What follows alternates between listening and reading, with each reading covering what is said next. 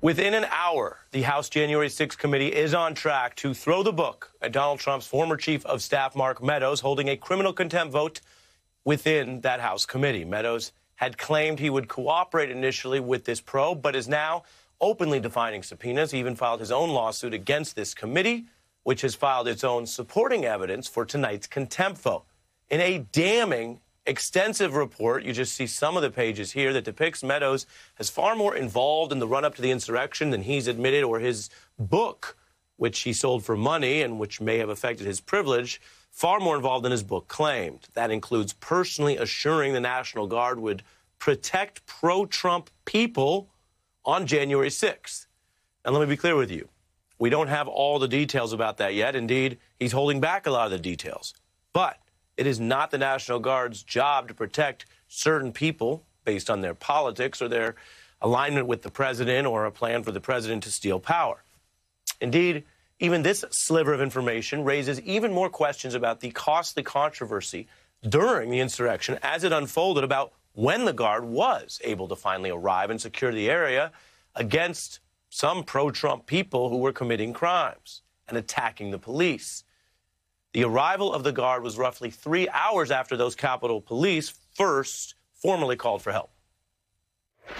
At 1:49 p.m., I received a frantic call from then Chief of United States Capitol Police Stephen's son, where he informed me that the security perimeter of the United States Capitol had been breached by hostile rioters. And then we just waited to get the approval. My timeline has 17:08, 5:08 p.m. is when we wrote down that we had approval. That was a huge, long, suspicious lag to get the federal approval to go protect the Congress from the pro-Trump people who we now learn the president's right-hand person was promising to protect. Now, that's the operational side. There's also the actual plot to steal the election, which failed. Committee's evidence shows Meadows in the loop about trying to overthrow the election with fraudulent electors. The idea was that in states where Biden won, Republicans might send fraudulent electors for Trump. Meadows, writing, POTUS wants to chat with Republicans about that, which they tried, late and without success. The report has more new revelations that we will report out for you with analysis in this segment.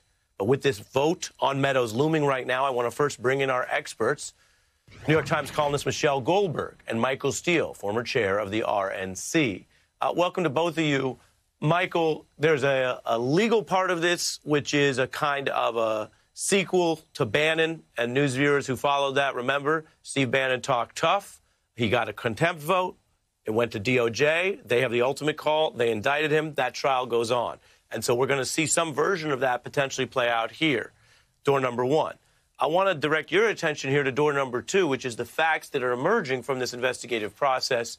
What do you think it means that Meadows was this involved with the details I mentioned and more that are in the report and that we'll get to?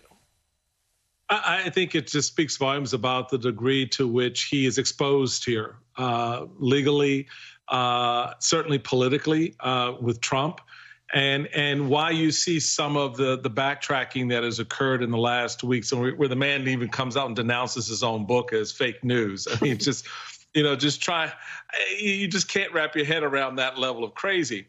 But the reality still remains that legally, the former chief of staff finds himself highly exposed here, largely because of his own doing. Not just what he sets out in the book, but more importantly, what he's already given over to this January 6th commission. So they have these documents now.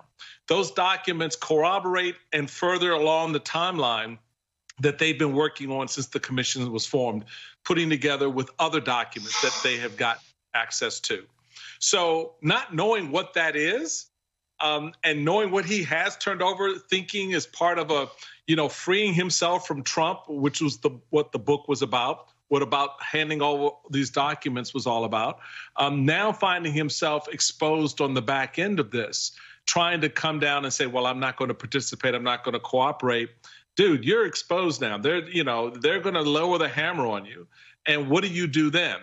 Cooperate. And I think that'll be the next phase of what you see happen, because there is no place else to go now that they've got the documents that further along and clarify the timeline, your degree and involvement in it. and perpetuating January 6th, you're at some point going to start talking about, as we say on the street, copping a plea. Yeah, and that really goes to his role as a witness, as an accessory to an insurrection and the level of involvement that he had. And Michelle, he's the number one person in government who is at that time carrying out what Trump wants, which goes to how actively and premeditated was Trump involved in the insurrection, and what, if anything, the country wants to do about that. I want to show the text messages they have, again, courtesy of the report. So stuff that sounds familiar but is new. Text messages sent regarding basically whether Pence could somehow reject electors. This was with a senator. Direct communication between Meadows and Trump, who thinks the legislators have the power, but the VP has the power too, is what Meadows wrote. And Michelle, we don't know who that senator is.